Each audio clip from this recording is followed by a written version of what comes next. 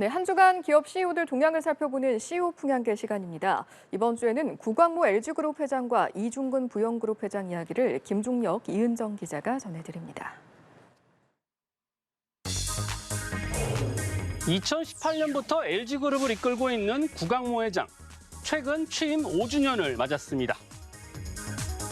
5년 전 고 구본무 선대회장이 갑작스럽게 세상을 떠나면서 40의 나이에 LG그룹을 이끌게 된 구 회장. 당시 경험 부족을 이유로 그룹 안팎에서 우려의 목소리가 있었는데요. 5년간의 경영 성적은 합격점이라는 평가입니다.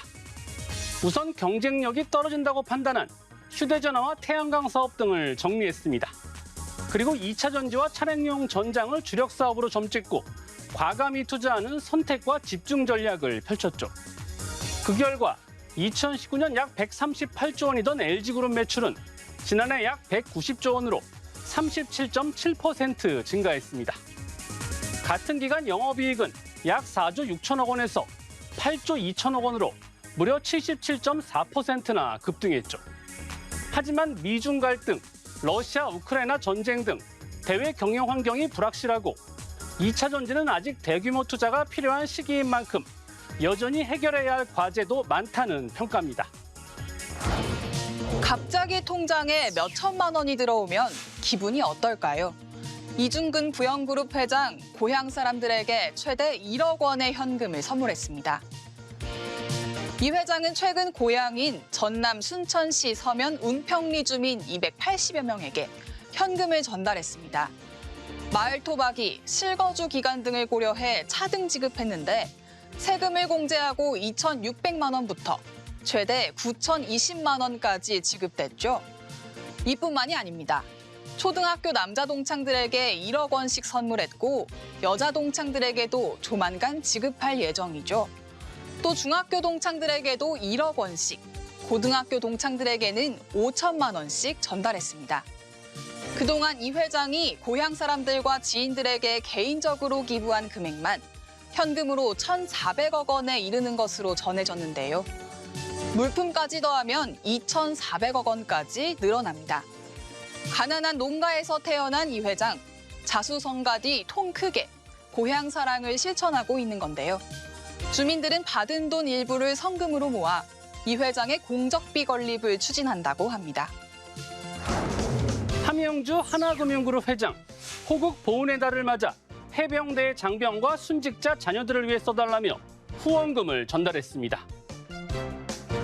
함 회장은 최근 하나금융그룹이 마련한 1억 5천만 원의 장학금을 해병대 덕산장학재단에 전달했는데요. 하나금융의 덕산재단 지원은 2017년 시작돼 올해로 7년째죠.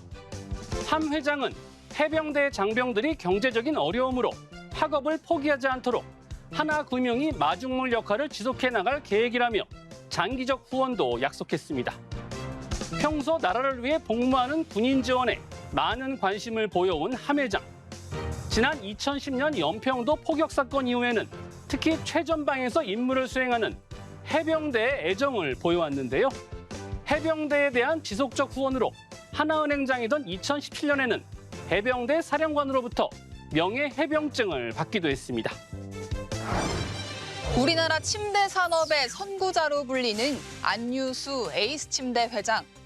향년 93세를 일기로 별세했습니다. 1930년 황해도에서 태어난 안 회장. 한국전쟁 당시 홀로 남쪽으로 내려와 부산의 한 미군 부대에서 자벽부로 일했는데 이때 야전 침대를 접한 게 인생의 전환점이 됐습니다. 안 회장은 1963년 서울 금호동에 에이스 침대 공업사를 설립했고 손으로 직접 강선을 꼬아가며 제품을 개발한 끝에 지금의 에이스 침대로 키워냈죠.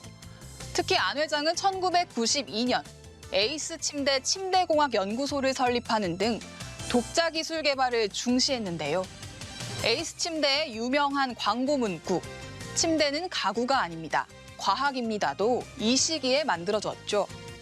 안 회장은 1999년부터 25년간 명절 때마다 지역사회에 쌀을 기부했고 소방관 처우 개선을 위해 15억 원을 기부하는 등 노블레스 오블리주 정신을 실천한 경영인으로 평가받고 있습니다. 2023년이 어느새 절반이 지났습니다. 지난해 하반기부터 이어진 내수 부진에 수출마저 얼어붙어 우리 경제는 고난의 시기를 보냈는데요. 다음 주 공개되는 정부의 하반기 경제정책 방향에 경기 회복이라는 희망의 메시지가 담겨 있기를 기대해 보겠습니다. 지금까지 CEO 풍향기였습니다.